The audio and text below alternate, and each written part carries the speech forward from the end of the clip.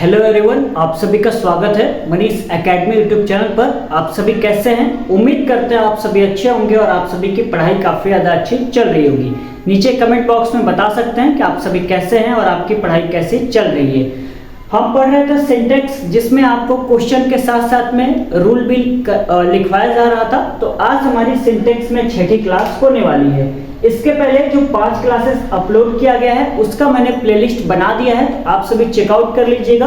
वहां पे आपको टेंस की क्लासेस, वॉइस की क्लासेस और नरेशन की भी क्लासेस मिल जाएगी। ठीक है, तो उन सभी को भी आप वॉच जरूर कर लीजिएगा, क्योंकि यहाँ से एग्जाम में आपके प्रश्न पूछे जाते हैं। ट्रांसलेशन लगभग एग्जाम में आता ही आता है, वॉइस से भी क्वेश्चन आता है, नरेशन से भी आता है और सिंटेक्स से भी आपके एग्जाम में प्रश्न 1 से 2 पूछे जाते हैं। ठीक है, तो आप यदि क्लास 10th और 12th के स्टूडेंट हैं तो खास तौर पे इन सारे चैप्टर को आप सभी कंप्लीट जरूर कर लीजिएगा। ठीक है, क्योंकि आपको तो बोर्ड एग्जाम देना है और नंबर आपको अच्छे लाने हैं, तो इन सारे चैप्टर को कंप्लीट कर लीजिएगा। चलिए आज की इस क्लास को हम स्टार्ट करते हैं। सबसे पहले हम ये जान लेते हैं कि अब तक हमने पढ़ क्या लिया है। ठीक है, तो देखिए जो टेंस है उसको हमने कंप्लीट कर लिया है, वॉइस इसको भी कंप्लीट कर लिया है, नरेशन ये भी कंप्लीट कर लिया और सिंटेक्स लगभग 5 से 6 क्लास और आपको सिंटेक्स की प्रोवाइड की जाएगी। फिर जाकर आपका ये जो चैप्टर है वो आपका कंप्लीट हो जाएगा।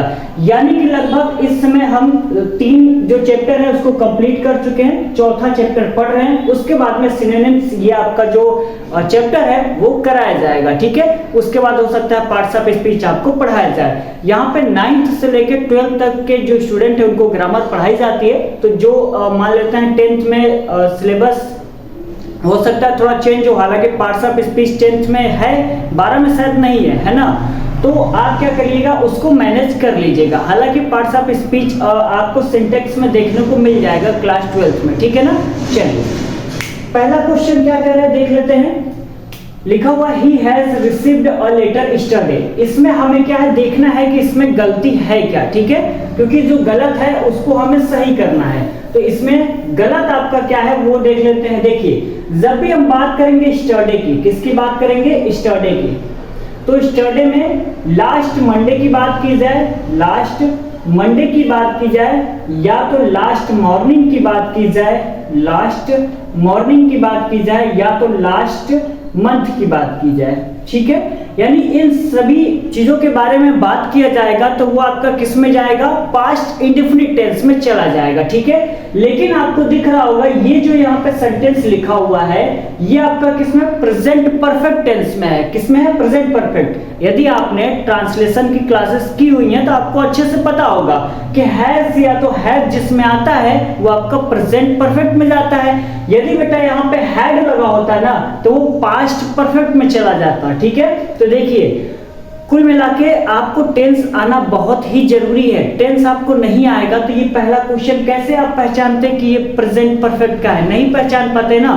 तो इसीलिए कह रहे हैं कि टेंस की क्लासेस को आप कंप्लीट कर लीजिएगा। ठीक है, आपको पता लग गया he has received a letter yesterday, ये आपका प्रेजेंट परफेक्ट में है। लेकिन हम यहाँ पे कह रहे हैं कि जब ये यस्टरडे की बात की जाएगी, last Monday, last morning, last month की बात की जाएगी, तो यहाँ पर पास्ट इंडेफिनिट टेंस में आप क्या है चेंज करेंगे। तो चलिए चेंज करते हैं। क्या लिखेंगे यहाँ पे? ही लिखेंगे। क्या लिखेंगे? ही। अब ही के साथ में क्या हैज लगाएंगे? नहीं, क्योंकि स्ट्रक्चर क्या होता है पास्ट इंडेफिनिट का? पास्ट इंडेफिनिट का स्ट्रक्चर देख लेते हैं। 1 मिनट रुक जाइए। पास्ट इंडेफिनिट का स्ट्रक्चर क्या होगा? सबसे पहले आएगा सब्जेक्ट प्लस में वर्ब की सेकंड फॉर्म प्लस में ऑब्जेक्ट, यही तो आता है। तो सब्जेक्ट हमारा ही हो गया। ठीक है, हैज को हम हटा देंगे और रिसीव का सेकंड फॉर्म ऑलरेडी यहाँ पे है तो हम लिख लेते हैं रिसीव्ड। उसके बाद में अ लेटर और यस्टरडे को सेम यहाँ पर ऐसे ही उतार देंगे। ठीक है, यानी कि आपको क्वेश्चन में लग रहा था कि सर गलती तो कुछ भी नहीं है। अक्सर एग्जाम में ऐसे ही होता है कि यार गलती तो कुछ है नहीं, लेकिन आपको रूल को अच्छे से पढ़ना होगा, तभी जाकर आप क्या है अच्छे तरीके से क्वेश्चन को सॉल्व कर पाएंगे। ठीक है ना। यहाँ पे he received a letter yesterday ये आपका किस में चेंज हो गया? प्रेजेंट इंडेफिनिट में चेंज हो गया। तो ये क्वेश्चन कंप्लीट हो गया। ठीक है, दूसरा देख लेते हैं। लिखा हुआ है the teacher asked him what was he doing. ठीक है, लिखा हुआ है the teacher asked him what was he doing. इसमें क्या गलत है ये देख लेते हैं। देखिए आस्क्ड ये आपका कौन सा वर्ब हो गया, तो नरेशन वाला वर्ब हो गया। वहां पे आता था ना सेड आ गया, टोल्ड आ गया, आस्क्ड आ गया, तो किस में आता था, नरेशन में वर्ब आता था। तो ये आपका किस में, नरेशन का वर्ब हो गया। बात करते हैं आगे, यहाँ पे व्हाट लिखा हुआ है, तो व्हाट आपका क्या है, कंजक्शन है। क्या है, कंजक्शन है।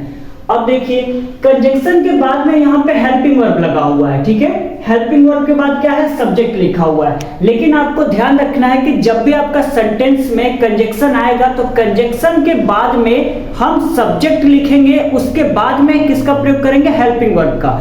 लेकिन यहाँ पे गलत क्या है, यहाँ पे कंजक्शन के बाद में हेल्पिंग वर्ब है और हेल्पिंग वर्ब के बाद में किसका प्रयोग किया गया है, सब्जेक्ट का। तो अभी आपको पता लग गया होगा कि यहाँ पर गलत क्या है। तो चलिए हम बना लेते हैं सही, ठीक है, सही ही तो बनाना है ना, तो चलिए बनाते हैं। द टीचर को हम ऐसे सेम उतारेंगे, द टीचर। आस्क्ड है तो यहाँ पे आस्क्ड सेम उतारेंगे, हिम उतारेंगे, और कंजक्शन व्हाट है तो व्हाट को सेम उतार देंगे। अभी अभी हमने कहा कि कंजक्शन के बाद में हम वर्ब नहीं लिखते हैं, कंजक्शन के बाद में सब्जेक्ट लिखेंगे। तो सब्जेक्ट आपको क्या है, ही, तो हम यहाँ पे ही उतार देंगे, और सब्जेक्ट के बाद में हम किसका प्रयोग करेंगे, वर्ब का। तो वर्ब आपको नजर आ रहा होगा वाज, और उसके बाद में डूइंग यहाँ पे सेम ऐसे ही उतार देंगे। ये आपका जो सेंटेंस है वो कंप्लीट हो गया है, ठीक है। चलिए आगे बढ़ते हैं। तीसरा लिखा हुआ है milk is more preferable than coffee, ठीक है ना, milk is more preferable than coffee. इसमें देखते हैं कि गलत है क्या। देखिए बहुत ध्यान से देखिएगा और साथ साथ में नोट्स जरूर बनाते रहिए, क्योंकि क्लास को केवल करने से कुछ भला नहीं होगा, क्योंकि जब एग्जाम आएगा ना तो आपको सबसे ज्यादा जरूरी होगा कि नोट्स जो बना रखे हैं उसको पेज पलट पलट कर रिवीजन करें। जब आप नोट्स ही नहीं बनाएंगे तो हर बार क्लास कहां तक आप देखेंगे, ठीक है ना, तो नोट्स जरूर बना लीजिएगा। चलिए बात करते हैं प्रीफरेबल, ठीक है, तो हम यहाँ पे लिखते हैं प्रीफरेबल। ये आपका क्या है, ये आपका एडजेक्टिव है। क्या है, एडजेक्टिव। और प्रीफरेबल का ही एक भाई है जिसको हम कहते हैं प्रिपेयर। क्या कहते हैं, प्रिपेयर। और ये आपका क्या है, वर्ब है। क्या है, वर्ब। और इन दोनों के आगे क्या है, मोर या तो मोस्ट का प्रयोग नहीं होता है। किसका, मोर या तो मोस्ट का प्रयोग नहीं होता है। ना तो प्रेफरेबल के आगे मोर या मोस्ट का प्रयोग होगा और ना ही प्रिपेयर के आगे किसका, मोर या मोस्ट का प्रयोग होगा। ये क्लियर हो गया। चलिए आगे लिखा हुआ है देन कॉफी, तो देन की जगह पे हम किसका प्रयोग करेंगे, टू का प्रयोग करेंगे। किसका, टू का प्रयोग करेंगे। जो हम साइड में रूल लिखवाते हैं ना आपको, उसको आप सभी लिख लिया करिए, केवल देखने के लिए नहीं लिखवाया जाता है। और देखा करिए, रिवीजन किया करिए और याद किया करिए, ठीक है ना। चलिए हमने क्या बताया, प्रीफरेबल के आगे और प्रिपेयर के आगे मोर और मोस्ट का प्रयोग नहीं करना है। दोनों आपके क्या है, पहला एडजेक्टिव प्रीफरेबल एडजेक्टिव हो जाएगा और प्रिपेयर आपका क्या हो जाएगा, वर्ब हो जाएगा। लेकिन यहाँ पे प्रीफरेबल दे रखा है तो आपको पता लग गया कि मोर क्या है, गलत है। तो गलत है तो हटा लेते हैं। क्या लिखेंगे, मिल्क इज प्रीफरेबल, प्रीफरेबल। उसके बाद में देन की जगह पे किसका प्रयोग करना है, टू का। तो यहां पे क्या लिखेंगे, टू और कॉफी। ये आपका जो सेंटेंस है वो आपका करेक्ट हो गया। Milk is preferable to coffee, ठीक है ना। मोर हटा दिया हमने क्योंकि गलत था, देन की जगह पे टू का प्रयोग कर दिया है, अब जाके आपका सही हो गया है, ठीक है ना। आगे देख लेते हैं, लिखा हुआ है although he is poor but he is honest, ठीक है। इसका हिंदी कह सकते हैं कि हालांकि वह गरीब है लेकिन क्या है, वह ईमानदार है। हालांकि वह गरीब है लेकिन क्या है, वह ईमानदार है। तो जो ऑल्दो है ना, ये आपका पेयर कंजक्शन में आएगा। किस में आएगा, पेयर कंजक्शन में आएगा। और जो बट है ना, ये भी आपका किस में आएगा, कंजक्शन में आएगा। यानी कि ऑल्दो और बट ये दोनों क्या है, कंजक्शन है। तो यहाँ पे रूल लिखा हुआ है कि जब भी ऑल्दो आएगा तो उसके साथ में किसका प्रयोग करेंगे, एट का प्रयोग करेंगे। नाइदर आएगा तो नॉर का प्रयोग करेंगे, आइदर आएगा तो और का प्रयोग करेंगे, और नॉट ओनली आएगा तो बट आल्सो का प्रयोग करेंगे। किसका, बट आल्सो का प्रयोग करेंगे, ठीक है ना। चलिए आगे बात कर लेते हैं। बहुत आता है तो एंड का प्रयोग करेंगे, नो सुनर आएगा तो देन का प्रयोग करेंगे, और हार्डली आएगा तो व्हेन का प्रयोग करेंगे। यानी कि इस रूल को आप सभी याद रखेंगे तभी जाकर आपको आसानी होगी क्या है, सिंटेक्स को सही करने में, वरना बहुत ज्यादा दिक्कत होगा। अब ऑल्दो आपको पता है कंजक्शन है, अब पता ही नहीं है कि इसके साथ में हम किसका प्रयोग करते हैं, तो बताइए आप क्या करेंगे। लिखेंगे यहाँ पे although he is poor, but की जगह पता ही नहीं है तो कुछ भी तुक्का लगा देंगे, तो तुक्का नहीं लगाना है। क्यों नहीं लगाना है? क्योंकि हमें पढ़ना है, ठीक है ना, पढ़ना बहुत ही जरूरी है। यदि आप चाहते हैं कि आपका एग्जाम में अच्छा नंबर आए, ठीक है, मतलब एग्जाम में चाहते हैं कि 80 प्लस नंबर आए या 90 प्लस नंबर आए, तो आपको पढ़ना तो पड़ेगा ही, है ना। नहीं पढ़ेंगे तो कहाँ इतना नंबर आएगा। तो चलिए बना लेते हैं इसको। यहाँ पे आल्दो की जगह पे यहाँ पे क्या करेंगे, सेम उतार देंगे। Aldous he is poor, he is poor. मैंने क्या कहा, जब भी आल्दो आएगा तो उसकी साथ किसका प्रयोग करेंगे, एट का प्रयोग करेंगे। तो आपको ये पता लग गया है कि जो सर बट है ना, बट क्या है, कंजंक्शन है, तो उसकी जगह पे किसका प्रयोग करेंगे, एट का प्रयोग करेंगे। किसका, एट का प्रयोग करेंगे। और यहाँ पे ही इज ऑनेस्ट, यहाँ पे सेम उतार देंगे। क्लियर यहाँ तक? चलिए आगे बात कर लेते हैं। लिखा हुआ his brother is an university professor, ठीक है, his brother is an university professor. इस क्वेश्चन को बहुत सारे स्टूडेंट गलत करेंगे।